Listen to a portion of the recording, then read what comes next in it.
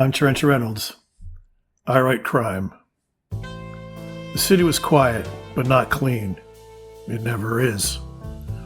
Under the hum of streetlights and the silence of grief, something still stank in Nashville. March 27th, 2023. That's the day the devil showed up to class early.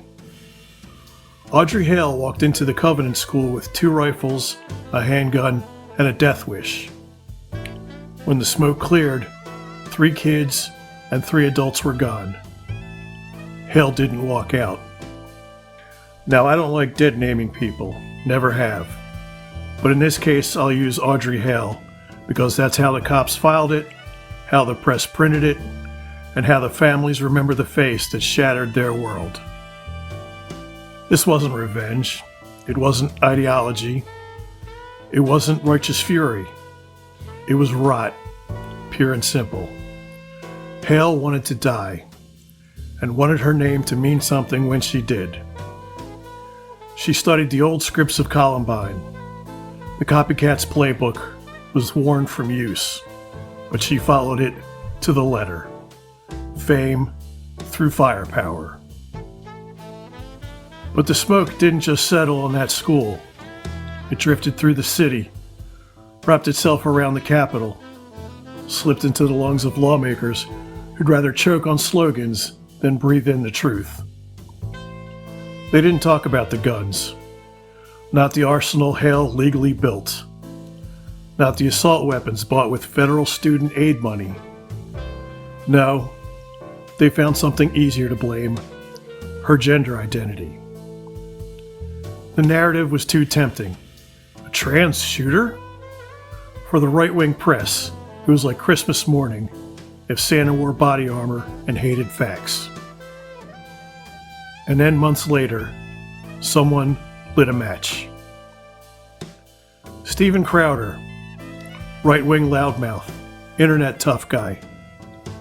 He got his hands on 3 pages from Hale's so-called manifesto. Posted them online with all the grace of a sewer rat in a tuxedo. And just like that, the outrage machine roared back to life. Only this time the target wasn't the shooter, it was every trans person in America. But the pages of the manifesto had a fingerprint. Not literal, maybe, but close enough.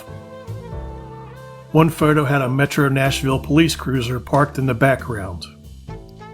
The leak didn't come from a hacker. It came from inside the house of the Metro Nashville Police Department. 7 officers were benched. Administrative assignment, they called it. Desk duty with a paycheck. Meanwhile, the public got stonewalled. The city said they were investigating. I've seen more urgency from introverts who need to make a phone call. For the record, that's me. I'm the introvert who needs to make a phone call. Months passed. Then they dropped the whole thing. Said they exhausted all avenues. But one of those benched officers, a former internal affairs guy named Garrett Davidson, turned out to be a little too curious. He was arrested this past May. There were 36 charges, including 6 tied to the Covenant case. Burglary, theft, misconduct, a real greatest hits of departmental disgrace.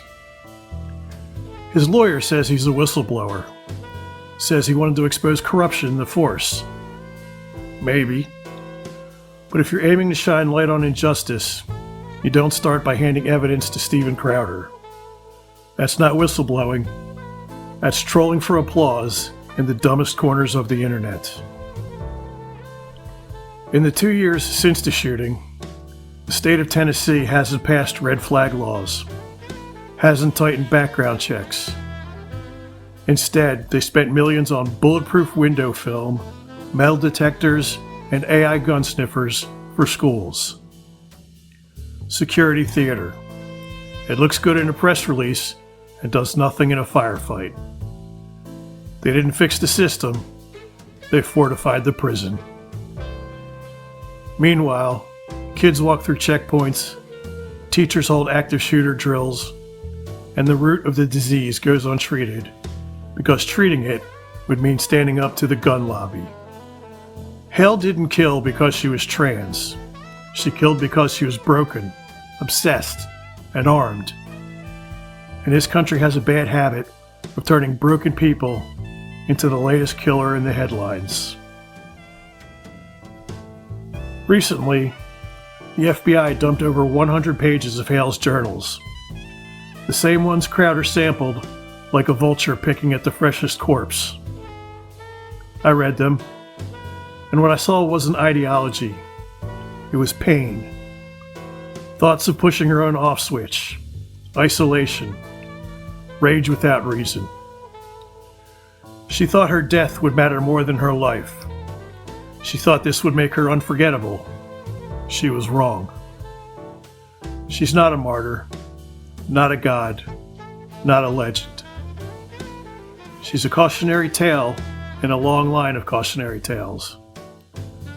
Another empty seat at a family dinner. Another gravestone with the child's name carved too early. Audrey Hale wanted to be remembered.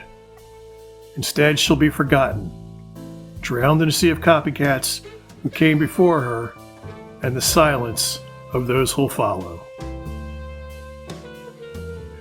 Thank you for listening. Not everything I write ends up on YouTube. If you're looking for the full archive of 25 years worth of crime coverage, analysis, and commentary, you can find it all at realcrime.net. And if you want to support the work, help keep the lights on, and keep the stories coming, head over to patreon.com/Trench Reynolds. Every dollar helps.